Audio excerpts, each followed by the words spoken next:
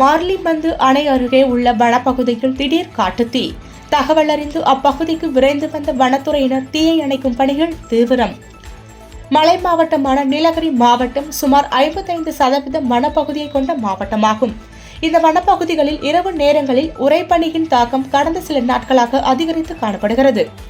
பனியின் காரணமாக வனப்பகுதியில் உள்ள மரங்கள், செடி கொடிகள் அனைத்தும் காய்ந்து கருகும் நிலை ஏற்பட்டுள்ளது.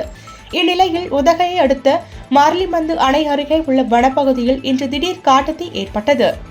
காற்றின் வேகம் அதிகரித்து காணப்பட்டதால் காட்டுத்தீ மளமளவென பரவியது.